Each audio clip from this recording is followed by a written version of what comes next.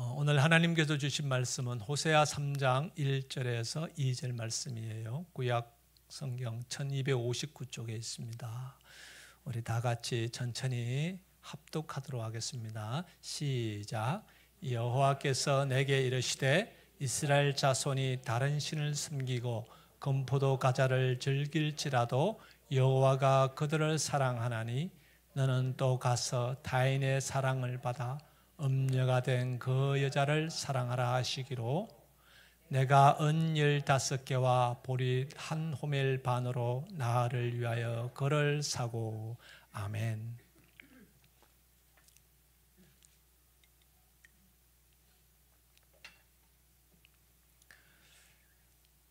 여러분은 그 추운 겨울을 보내보신 적 있으시죠?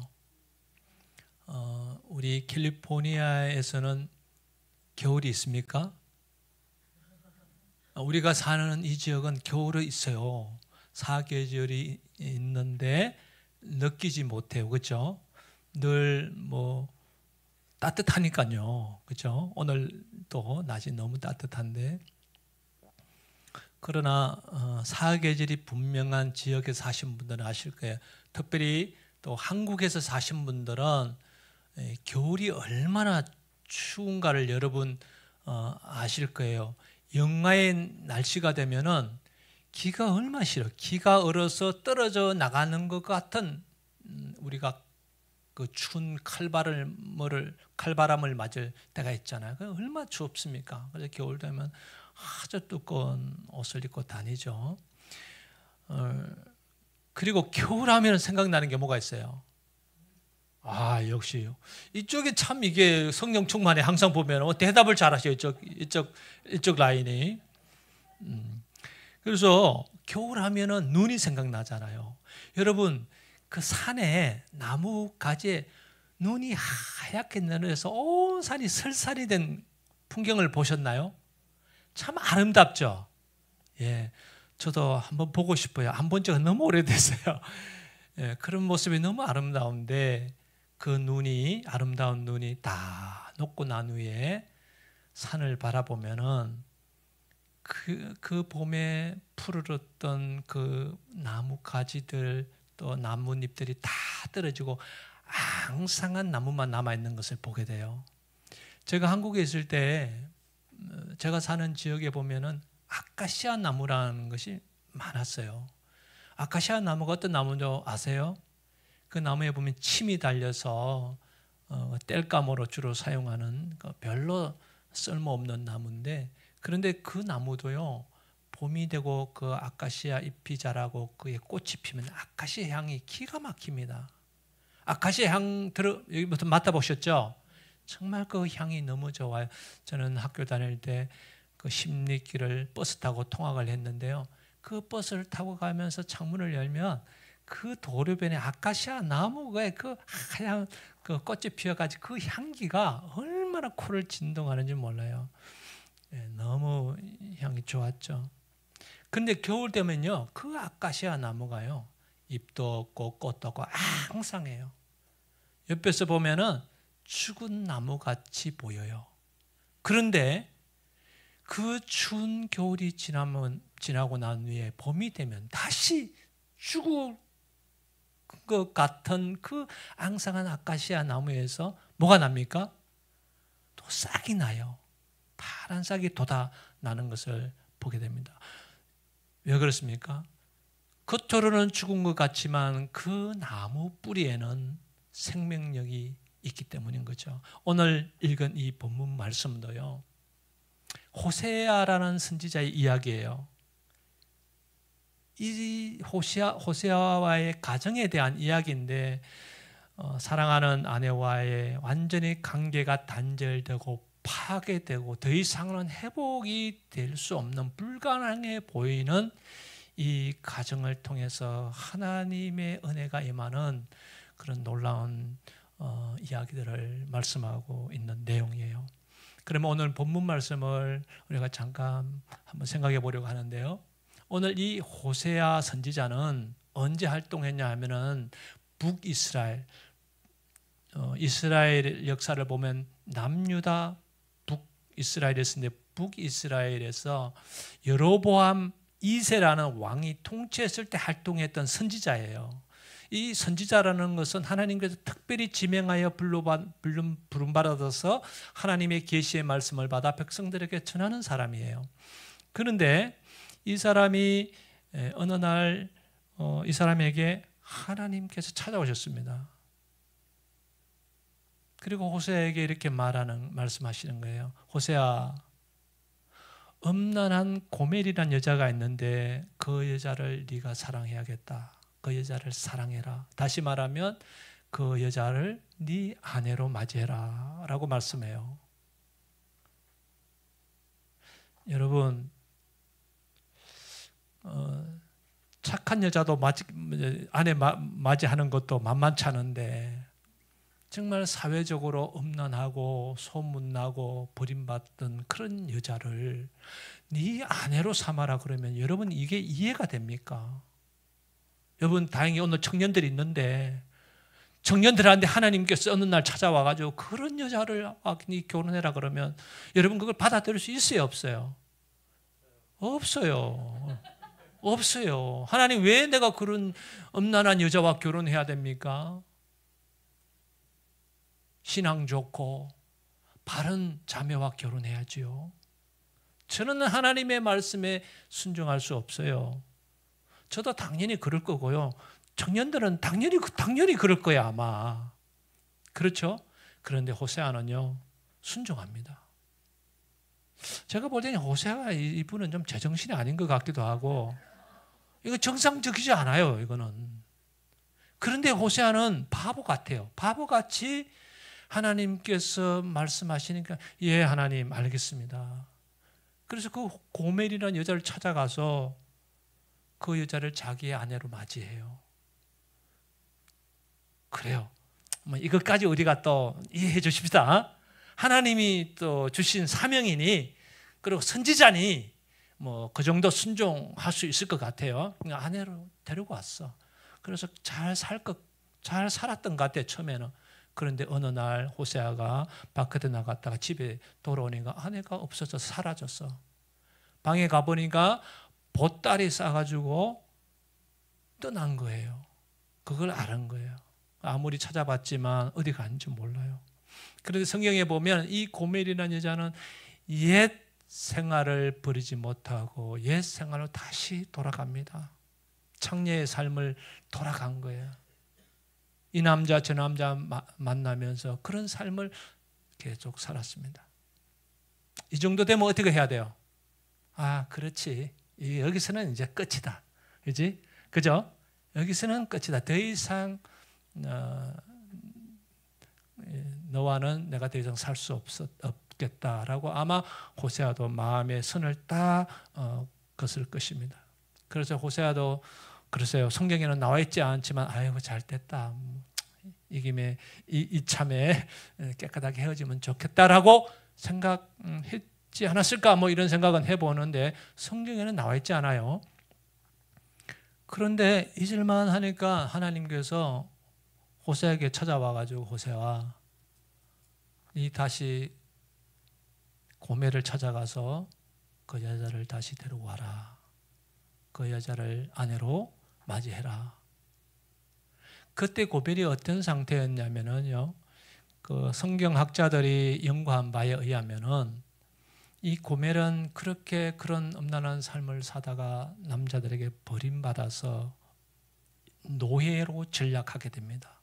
그래서 노예로 팔려가기 위해서 노예 시장에 나와 있었어요.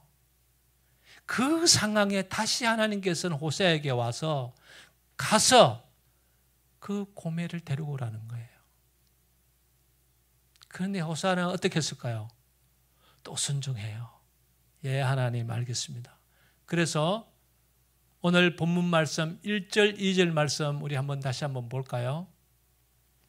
우리 한번 천천히 읽어볼게요. 시작. 여호와께서 내게 이르시되 이스라엘 자손이 다른 신을 섬기고 건포도 가지를 즐길지라도 여호와가 그들을 사랑하나니 너는 또 가서 타인의 사랑을 받아 음녀가 된 그 여자를 사랑하라 하시기로 2절 말씀, 내가 은 15개와 보리 한 호멜 반으로 나를 위하여 그를 사고.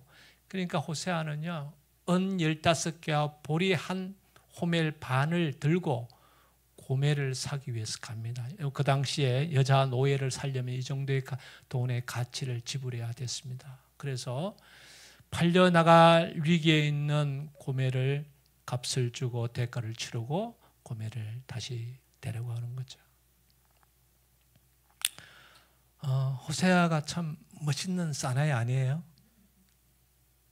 우리 청년들 어떻게 생각해요?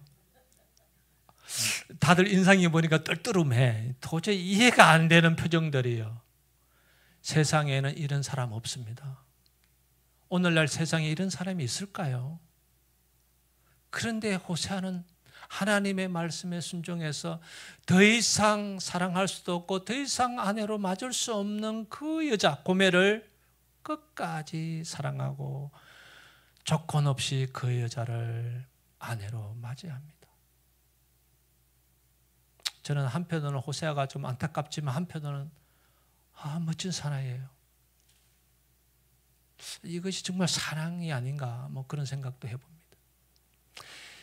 그런데 오늘 이 본문에서 호세아와 고멜의 이야기를 한 이유가 있습니다. 그것은 뭐냐면 1절 말씀에 그 키워드가 있어요. 1절 말씀 우리 다시 한번 볼까요? 여호와께서 내게 이르시되 이스라엘 자손이 다른 신을 섬기고 금포도 가자를 즐길지라도 여호와가 그들을 사랑하나니 라고 말씀합니다. 하나님께서는 호세와 선지자와 고멜의 가정의 이야기를 통해서 무엇을 말씀하고자 하시냐면요, 하나님과 이스라엘의 관계를 말씀하시는 거예요. 이스라엘이요, 고멜처럼 영적 음란한 삶으로 나갔습니다. 오늘 말씀해 보니까 무엇이라고 하시나요? 다른 신을 섬겼다고 말하죠.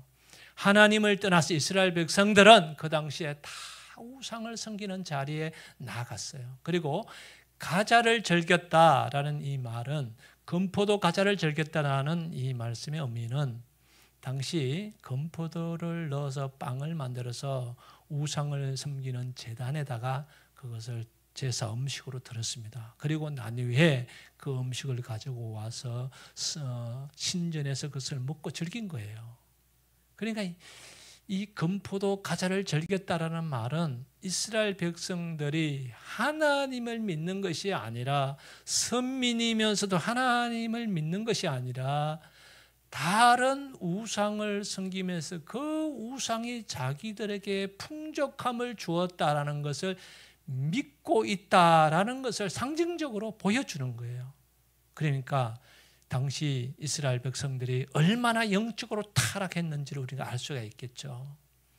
바로 영적인 음란 가운데 있었던 시대가 바로 호세아와 선지자가 활동했던 시대입니다. 그런데 놀랍게도 오늘 이 말씀에서 하나님께서 정말 우리에게 말씀하시고자 하는 하나님의 마음을 표현하고 있어요. 그럼에도 불구하고 하나님께서 뭐라 그러세요? 여호와가 그들을 어떻게 한다고요? 할렐루야. 영적인 음란 가운데 있는 이스라엘 백성들을 하나님께는 단칼에 베버리고 심판해버리고 정죄하고 하는 것이 아니라, 그럼에도 불구하고 그들을 사랑한다라고 고백하세요. 누가요? 하나님이. 완전히 죄 가운데 넘어져 있는 이스라엘 백성들을 바라보시면서 그럼에도 불구하고 내가 너희를 사랑한다. 이게 아버지의 마음이죠. 하나님 아버지의 마음이죠. 그래서 우리의 삶을 한번 생각해 보십시다. 하나님께서는요, 우리 모두를 사랑하세요. 근데 그 사랑의 조건이 있을까요? 우리가 뭔가 하나님께 잘해서, 잘 보여서 하나님이 우리를 사랑하시는 걸까요? 우리가 기도를 많이 하고 예배를 많이 드리고 선교를 많이 하고 봉사를 많이 한다고 해서 하나님이 우리를 사랑하시는 걸까요? 그러면 하나님의 사랑은 뭐죠? 맞습니다. 아무런 조건이 없는 거예요. 호세아가 아무런 조건 없이 부정한 고멜을 끝까지 아내로 받아준 것처럼 조건을 내세운다면 어떻게 그 여자를 사랑할 수 있습니까? 조건을 내세운다면 어떻게 우리가 하나님의 사랑을 받을 수 있겠어요? 우리는요, 정말 연약하고 부족해요. 하나님을 믿는다고 하지만요, 우리의 삶의 현장에서는요, 우리의 생각과 우리의 마음으로 수없는 죄를 짓니다. 꼭 우리가 사람을 죽여야 살인자가 아니에요. 우리가 마음으로 누군가를 정죄하고 누군가를 미워하고 그 모든 것도 우리의 마음을 짓는 죄잖아요. 생각으로 짓는 죄, 입술로 짓는 죄, 행동으로 짓는 죄 얼마나 많아요. 알고 모르고 짓는 죄들이 너무나 많잖아요. 그렇다면 우리가 조건으로서 하나님께 사랑받는다라고 하면 과연 누가 하나님 앞에 사랑받을 수 있겠어요? 세상에 사랑받을 사람 한 사람도 없습니다. 죄가 없는 사람 세상에 어디 있어요? 그런데 하나님은 오늘 말씀을 통해서 우리에게 분명하게 말씀하시는 것은 조건 없이 무조건 너희를 사랑하신다라고 말씀하세요. 이것이 하나님의 사랑이에요. 조건이 없어요. 그래서 하나님은요, 우리를 사랑하실 때 어떤 조건을 보고 사랑하는 것이 아니라 우리를 사랑할 존재이기 때문에 우리를 사랑하시는 거예요. 그러니까 여러분은, 저와 여러분은 이 땅에 태어나면서부터 이미 하나님 앞에 사랑받을 존재라는 거예요. 할렐루야. 우리가요, 세상에서요, 누가 알아주든 알아주지 않든, 또 세상에서 뭐 잘나간 잘나가지 못하든, 부유하든 가난하든, 건강하든 건강치 않든 모든 환경이 중요하지 않아요. 그냥 하나님은 우리 스스로 우리의 존재 그 자체 사랑받는 존재라는 것을 이미 하나님께서 선포하셨어요. 그래서 우리를 사랑하시는 거예요. 때로는 우리가 세상을 살다 보면요, 관계 속에서 사람들 사이 속에서 많은 상처를 받아요. 우리 사람이 가장 다치는 게, 마음이 다치는 게 누구 때문에 다치냐면요, 사람들 때문에 다칩니다. 또 가장 가까이에 있는 사람들에게 다쳐요. 마음이 다쳐요. 그 말 한마디에 그 말이 내 마음에 빗으로 꽂혀서 마음에 상처받기도 하고 아파하기도 하죠.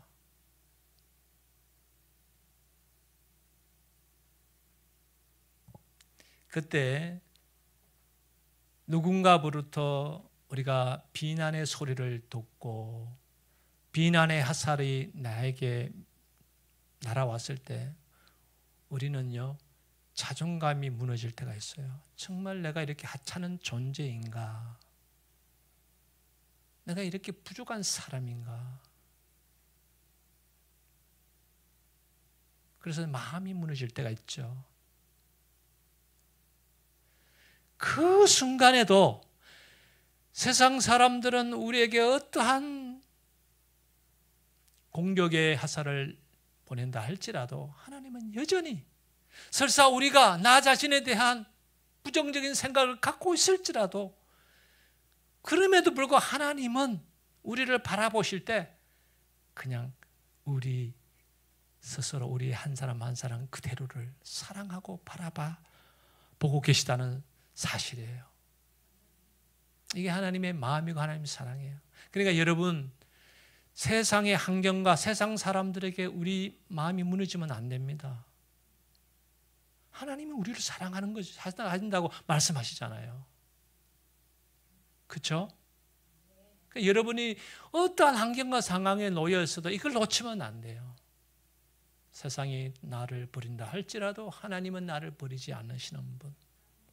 나를 사랑하시고 나를 끝까지 붙들고 계시고 나를 기다리시는 분, 그분이 우리 하나님이신 줄로 믿습니다. 어떤 아버지가 있었는데요, 그에게는 사랑하는 아들이 하나 있었어요. 근데 이 아들이 참 이게 어릴 때부터 속을 그렇게 썩여요. 어머니 아버지 마음 아프게 하는 자녀들이 혹시 있으세요? 저도 아들이지만 저희 엄마 아버지 속 많이 썩였어요. 그래서 어릴 때부터 이 애가 참 곁길로 가고 방탕하게 살다가 어느 날 집을 나갔습니다. 집을 나갔는데 세상 속에서 나쁜 친구들과 어울리다 보니 큰 범죄를 저질러서 교도소에 들어가게 돼요. 교도소에 들어가서 이 아들이 자기네 삶을 돌아보면서 많은 후회를 했습니다. 내가 왜 이런 방탕한 삶을 살았을까? 내가 왜 이런 죄를 지었을까? 부모님을 생각하니까 참 송구스럽고 미안함이 그 형제에게 찾아왔죠. 그래서 아버지에게 편지를 쓰는 거예요. 아버지에게 편지를 쓰면서 그 편지 내용은 어쨌든 자기의 삶을 이렇게 돌아보는 내용이겠죠. 그런데 그 말미에 이런 내용을 써요. 아버지, 제가 아버지 집으로 돌아가도 되겠습니까? 아버지, 저를 용서해 줄 수 있겠습니까? 만약에 저를 용서해 주고 제가 집으로 돌아가기를 원하신다면 집 앞에 있는 사과나무에 노란 손수건 하나를 달아주세요. 노란 손수건이 달리면 제가 집에 들어가고 수건이 없으면 들어가지 않겠습니다. 그래서 편지를 보냈어요. 그리고 시간이 지나서 출소를 합니다. 출소를 해서 버스를 타고 집으로 이제 향해요.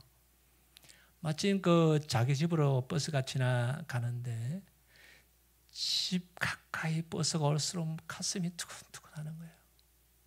과연 나무에 노란 손수건이 걸려 있을까?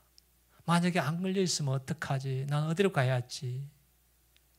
참 온갖 생각이 교차하고 있을 쯤에 버스가 그 집 앞에 도착해요. 차마 창문가를 볼 수가 없는 거예요. 그때 옆에 앉았던 이 노 신사가 그 장면을 보고 젊은이에게, 젊은이, 저 창가를 한번 보게. 저게 누구 집이지? 웬 나무에 노란 수수건이 열매로 맺혔네. 그러니까 이 청년이 창가를 봤는데 자기 집 앞에 있는 사과나무에 온통 노란 손수건이 걸려져 있는 거예요. 이 아들의 가슴이 그냥 터지도록 아버지의 그 사랑이 밀려오는 거죠.